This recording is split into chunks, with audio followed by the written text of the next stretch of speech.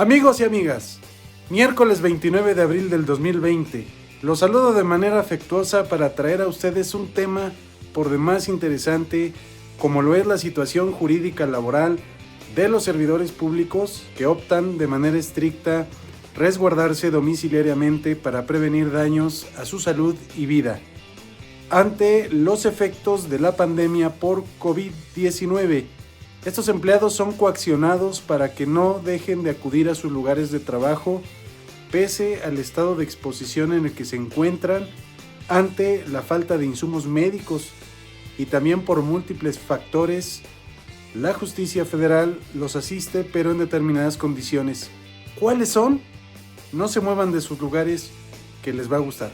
Acompáñenme.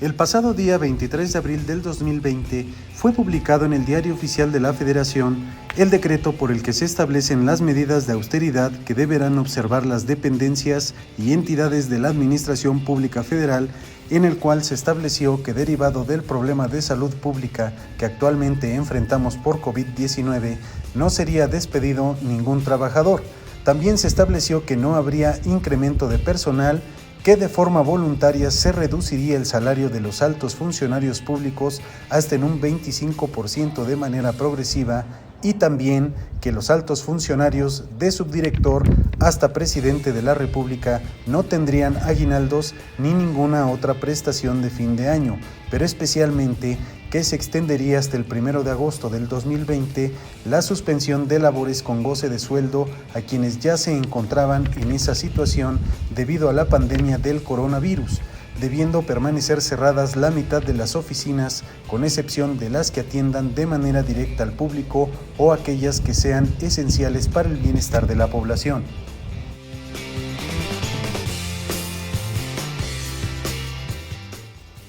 Pero a continuación hagámonos la siguiente pregunta.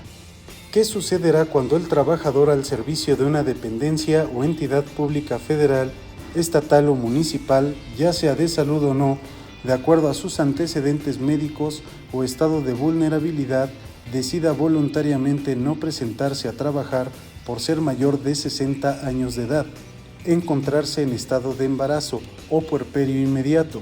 o con diagnóstico de hipertensión arterial, diabetes mellitus, enfermedad cardíaca o pulmonar crónicas, inmunosupresión adquirida o provocada, insuficiencia renal o hepática? Y este trabajador sea sujetado de manera estricta para que acuda a su centro de labores so pretexto de privarlo del pago de sus haberes, así como iniciar en su contra procedimientos administrativos disciplinarios o inclusive penales, no obstante la existencia del plan de contingencia COVID-19 derivado del acuerdo por el que se dieron a conocer a las personas servidoras públicas de las alcaldías, dependencias, órganos desconcentrados y entidades de la Administración Pública de la Ciudad de México, así como también en las diferentes entidades federativas, todas y cada una de las medidas preventivas en materia de salud a implementarse en sus respectivos territorios con motivo del virus COVID-19. Por lo que hace a la Ciudad de México, este acuerdo fue publicado el día jueves 19 de marzo de 2020 en la Gaceta Oficial. El amparo parece ser la única herramienta de control para obtener la suspensión de plano de tal acto omisivo reclamado y con ello vencer la resistencia de dichas empleadoras o patronales para que el trabajador público no tenga necesariamente que acudir a su centro de trabajo a cubrir su jornada laboral y goce del sueldo respectivo, sin que ello implique descuento por su ausencia a efecto de evitar el contagio del virus COVID-19 e incluso su propagación en el territorio nacional, siendo lícita la suspensión temporal de sus funciones de trabajo con la finalidad de garantizar los derechos humanos de los cuales resulta ser titular e incluso en beneficio de la colectividad. Pero ¿cuál es el camino para accionar ese mecanismo de control de la legalidad?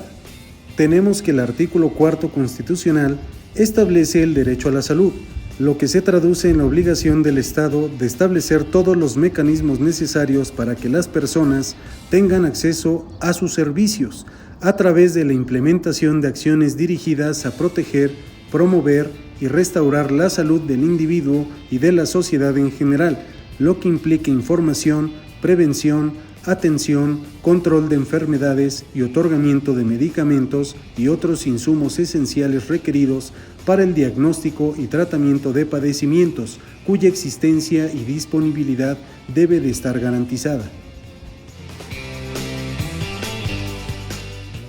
Lo anterior queda corroborado con el texto del artículo 12 del Pacto Internacional de Derechos Económicos, Sociales y Culturales, suscrito por el Estado mexicano, que establece que las partes reconocen el derecho de toda persona al disfrute al más alto nivel posible de la salud física y mental, así como del artículo 10 del Protocolo Adicional a la Convención Americana sobre Derechos Humanos en materia de derechos económicos, sociales y culturales, también conocido como Protocolo de San Salvador, que garantiza el derecho a la salud.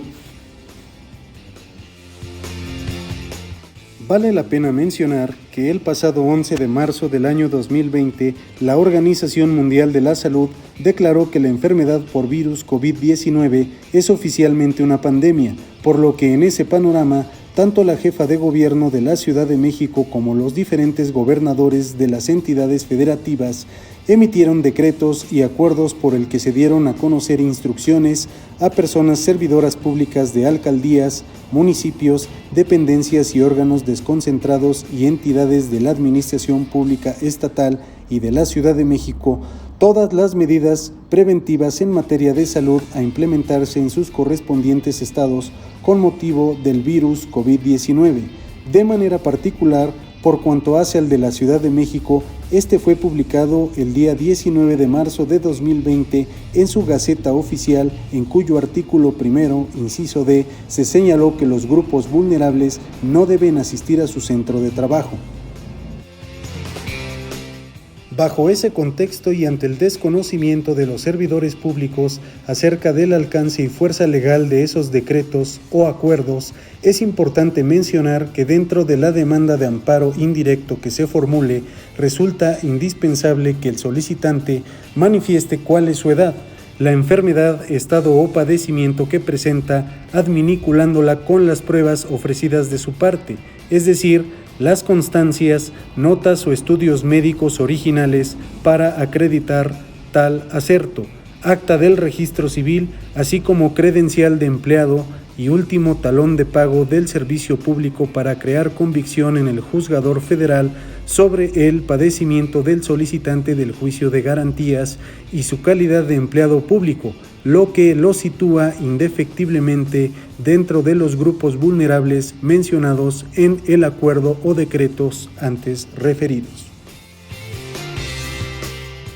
En ese tenor, resulta factible que se le conceda la suspensión de plano en el incidente respectivo para que las autoridades a las cuales les haya atribuido la calidad de responsables en su demanda de amparo indirecto, es decir, las dependencias o entidades públicas patronales y sus superiores jerárquicos o jefes, lo suspendan de la obligación de acudir a su centro de trabajo para cubrir su jornada laboral con goce de sueldo respectivo y sin que ello implique un descuento por ausencia, ya que la inactividad, falta de intervención oportuna y ausencia de otorgamiento de insumos médicos como mascarillas protectoras en el caso del personal médico de instituciones hospitalarias públicas se puede traducir en el contagio del virus referido e incluso en la propagación en el territorio mexicano, con lo que resultaría imposible restituirlo en el disfrute al derecho humano de la salud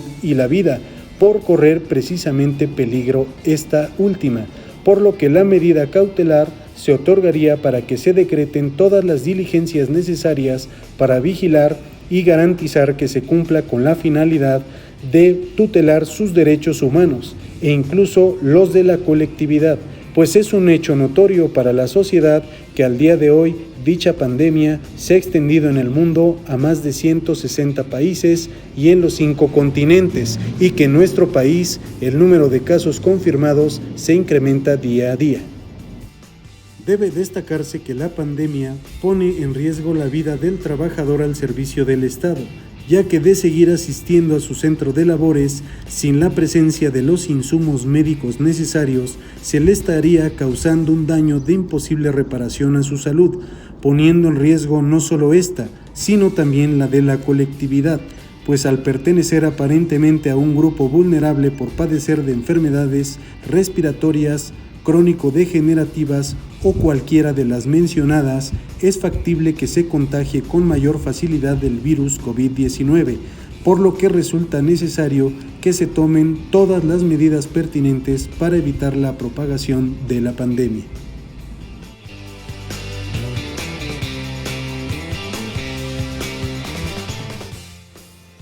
Y es que del contenido del artículo 1 de la Constitución Política de los Estados Unidos Mexicanos resulta claro establecer que es obligación de todas las autoridades en el ámbito de sus competencias promover, respetar, proteger y garantizar los derechos humanos de conformidad con los principios de universalidad, interdependencia, indivisibilidad y progresividad, por lo que es su obligación, entre otras, prevenir violaciones a los derechos humanos y es precisamente a cualquier dependencia o entidad pública que funja como patronal y como órgano del Estado que se encuentra obligada a preservar y evitar que se cometan violaciones a los derechos humanos en perjuicio de sus trabajadores como servidores públicos.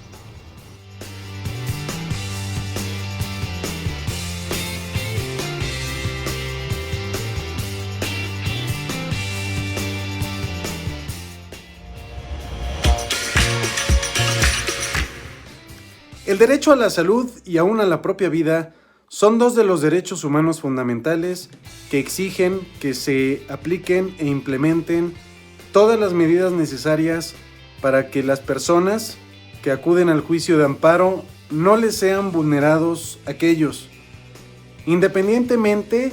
de que se desempeñen laboralmente en organismos públicos descentralizados de salud de la Administración Pública Federal o Estatal, como lo es el IMSS, ISSSTE o cualquier otro, tomando en cuenta que independientemente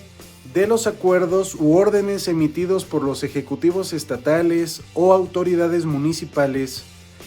existen acciones extraordinarias para atender la emergencia sanitaria generada por el virus SARS-CoV-2, publicado en el Diario Oficial de la Federación el 31 de marzo de este año, que ordenaron la suspensión inmediata por periodos renovables de todas las actividades no esenciales con la finalidad de mitigar la dispersión y transmisión de ese virus en la comunidad y disminuir la carga de enfermedades, sus complicaciones y la muerte en la población residente en el territorio nacional y el resguardo domiciliario corresponsable a la limitación voluntaria de movilidad, permaneciendo en el domicilio particular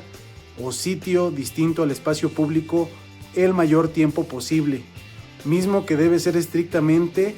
a toda persona mayor de 60 años de edad, estado de embarazo o puerperio inmediato o con diagnóstico de hipertensión arterial, diabetes mellitus, enfermedad cardíaca o pulmonar crónicas, inmunosupresión adquirida o provocada, insuficiencia renal o hepática, independientemente de si su actividad laboral se considera esencial y que el personal esencial de interés público podrá de manera voluntaria presentarse a laborar. Espero que esta cápsula haya sido de su interés y agrado. Nos vemos la próxima.